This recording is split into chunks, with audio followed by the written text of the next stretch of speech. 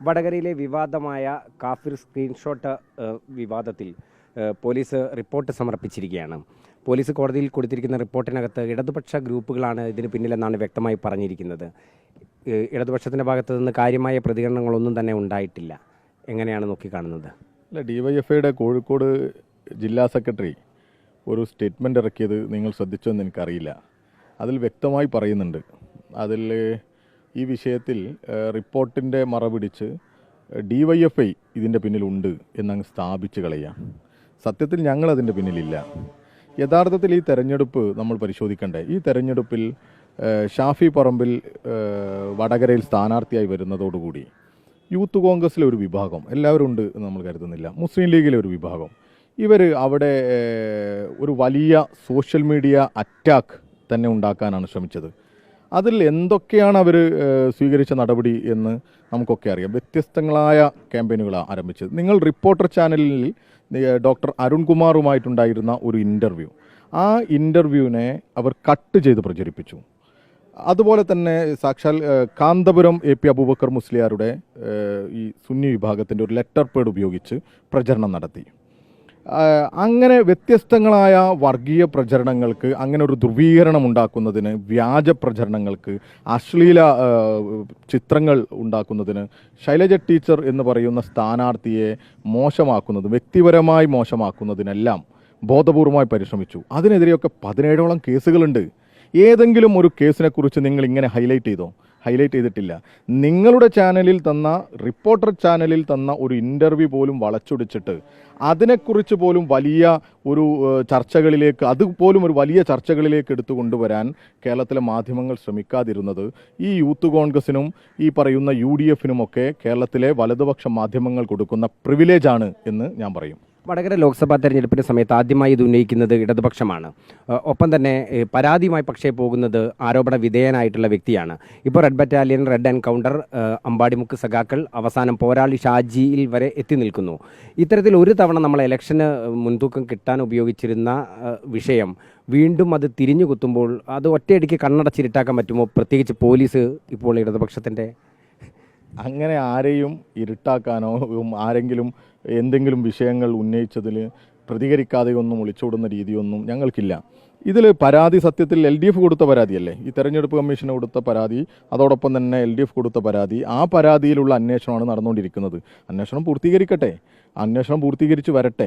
ആരൊക്കെ എവിടെ നിന്നൊക്കെയാണ് പോസ്റ്റ് ചെയ്ത്, സ്വാഭാവികമായിട്ടും ഇങ്ങനൊരു ഇപ്പം നമ്മളായാലും ഒരുപാട് ഗ്രൂപ്പുകളിൽ ഇതുപോലെയുള്ള, ഞാൻ പറഞ്ഞില്ലേ, 17ഓളം കേസുകൾ വരികയാണ്. വ്യത്യസ്തങ്ങളായ പ്രചരണങ്ങൾ, വ്യത്യസ്തങ്ങളായ രീതിയിൽ ചിത്രങ്ങളൊക്കെ ഉപയോഗപ്പെടുത്തുക. അങ്ങനെ ഉപയോഗപ്പെടുത്തുന്ന സമയത്ത് ഇത് ചിലപ്പോൾ ഈ പറയുന്ന വ്യക്തികൾക്ക് ഇത് ഒറിജിനലാണോ ഫേക്കാണോ എന്ന് തിരിച്ചറിയാൻ പറ്റി കാണില്ല. അതുകൊണ്ടായിരിക്കും അവരും ഇതുപോലെ ഇപ്പോൾ നമ്മുടെ ആളുകളൊക്കെ ഈ വാട്സപ്പിൽ വരുന്നതൊക്കെ ഫോർവേഡ് ചെയ്യുക. അതൊരു ചിലരുടെ ഒരു ദുശ്ശീലാണ്, അത് പറ്റില്ല. പക്ഷേ ഇത് നിർമ്മിച്ചവരെ പിടിക്കണം. ആരാണോ ഇത് നിർമ്മിച്ചത് അവരെ പിടിക്കട്ടെ.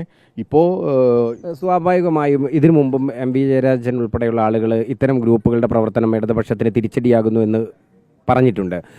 ഇത് നിർമ്മിച്ച ആളുകളെ പിടിക്കണം എന്നുള്ള ആവശ്യമാണോ, അതല്ലെങ്കിൽ ഇത് പ്രചരിപ്പിക്കാൻ വേണ്ടിയിട്ടായിരിക്കുമല്ലോ സ്വാഭാവികമായി നിർമ്മിച്ചിട്ടുണ്ടാവുക? നിർമ്മിച്ചതിനേക്കാൾ ഒപ്പം തന്നെ പ്രചരിപ്പിച്ച ഗ്രൂപ്പുകളും ഇതിൻ്റെ പിന്നിൽ വരേണ്ടതല്ലേ? അങ്ങനെയല്ല. ഇപ്പോൾ ഈ വടകരയിലെ തെരഞ്ഞെടുപ്പ് മൊത്തത്തിൽ ഒരു കേസായിട്ട് നിങ്ങൾ എടുക്കണം മാധ്യമങ്ങളൊക്കെ. കാരണം ഇത് ഇനി ആവർത്തിക്കരുത്. വടകരയിൽ സത്യത്തിൽ ശൈലജ ടീച്ചറെ പരാജയപ്പെടുത്തണം. അതിൽ യൂത്ത് കോൺഗ്രസിൻ്റെ ഒരു ചെറിയ വിഭാഗം, നമുക്കറിയാം, ഈ വ്യാജ ID കാർഡൊക്കെ ഉണ്ടാക്കിയതാണ്. വ്യാജ ID കാർഡ് വിഷയത്തിൽ നിങ്ങളൊക്കെ നല്ല സ്റ്റാൻഡ് എടുത്തു, ചില മാധ്യമങ്ങൾ. എന്താ അതിലൊക്കെ ഉള്ള നോക്ക് നിങ്ങൾ? എത്രത്തോളം അവരെ അത് നമ്മൾ പൊതുസമൂഹത്തിൽ കൊണ്ടുവരാൻ സാധിച്ചിട്ടില്ല. കാഫിർ എന്ന് പറയുന്ന ഒരു വാക്കിനെ നിങ്ങൾ ബ്രാൻഡ് ചെയ്യാൻ ശ്രമിക്കുന്നുണ്ട്. അതുപോലെ എന്തേ ഈ വ്യാജ ID കാർഡിനെ നിങ്ങൾ ബ്രാൻഡ് ചെയ്യാൻ ശ്രമിക്കാത്തത്? ഞങ്ങളെ സംബന്ധിച്ചിടത്തോളം ഒരു തെരഞ്ഞെടുപ്പിലും കള്ളം പറഞ്ഞോ ഇങ്ങനെ മറ്റേതെങ്കിലും തരത്തിലുള്ള പ്രചരണങ്ങൾക്കോ നേതൃത്വം കൊടുക്കരുത് എന്നുള്ള നിലപാടാണ് ഞങ്ങൾക്കുള്ളത്. അതുകൊണ്ടാണല്ലോ ആത്മാർത്ഥമായി ഇത് പരിശോധിക്കണം എന്ന് പറഞ്ഞ് ഞങ്ങൾ കേസ് കൊടുത്തത്. ഇപ്പോൾ നിങ്ങൾ പറയുന്ന ഈ DYFI പ്രവർത്തകൻ, DYFIയുടെ സഖാവ് പിന്നെ ഇത് കൊടുത്തു എന്ന് പറയുന്ന, പക്ഷേ ഈ സഖാവ് തന്നെ പോലീസിനോട് പറയുന്ന എൻ്റെ ഫോൺ പരിശോധിച്ചോ, ഫോറൻസിക് പരിശോധനയ്ക്കൊക്കെ കൊടുത്തിട്ടുണ്ട്, ഏത് പരിശോധനയ്ക്കും ഞങ്ങൾ തയ്യാറാണ് എന്ന് പറഞ്ഞ് കൊടുക്കുകയാണ്. അപ്പോൾ ഇതിൽ വടകരയിൽ ഇപ്പോൾ ഈ UDF-ൻ്റെ ഈ നുണ ഫാക്ടറികളിൽ നിന്ന് വന്ന, വ്യാജ ഫാക്ടറികളിൽ നിന്ന് വന്ന പ്രചരണങ്ങളിൽ ആ നാട്ടിലെ ജനങ്ങളാകെ അസ്വസ്ഥരായിരുന്നു. വ്യത്യസ്തങ്ങളായ വ്യാജ നിർമ്മിതികൾ അവിടെ നടന്നുകൊണ്ടിരിക്കുക. അപ്പോൾ ഇങ്ങനൊരു നിർമ്മിതി ഉണ്ട് എന്ന് പറഞ്ഞ് ഒരു പക്ഷേ ഫോർവേഡ് ചെയ്തതാകാം. അപ്പോൾ എവിടെ നിന്നാണെന്ന് പോലീസ് റിപ്പോർട്ട് തള്ളിക്കളയുകയാണോ?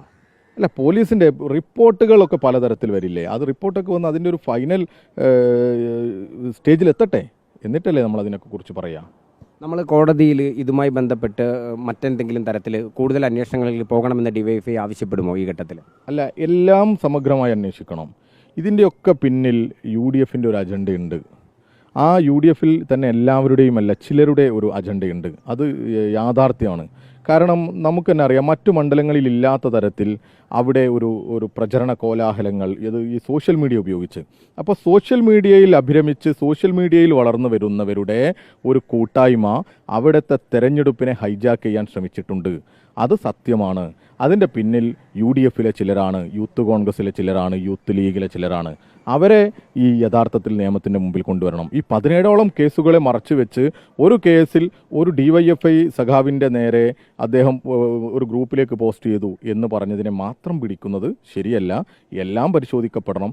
ഇപ്പോൾ KM ഷാജിയെക്കുറിച്ചുള്ള ഒരു ആക്ഷേപം നിങ്ങൾക്കറിയാം. അദ്ദേഹം ഒരു സിറാത്ത് പാലം കടക്കുന്നതുമായി ബന്ധപ്പെട്ട് അദ്ദേഹത്തിനെതിരെ നടപടി വന്നതാണ്. അത് കോടതി പരിഗണിച്ച് കണ്ടെത്തിയ കാര്യങ്ങളാണ്. അങ്ങനെ KM ഷാജിമാരുടെ പ്രസ്ഥാനമാണ് മുസ്ലിം ലീഗ് യൂത്ത് ലീഗ്. കാഫിർ സ്ക്രീൻ ഷോട്ട് നിർമ്മിക്കപ്പെട്ടത് UDF കേന്ദ്രങ്ങളിലാണ് എന്ന് തന്നെയാണോ വിശ്വസിക്കുന്നത്?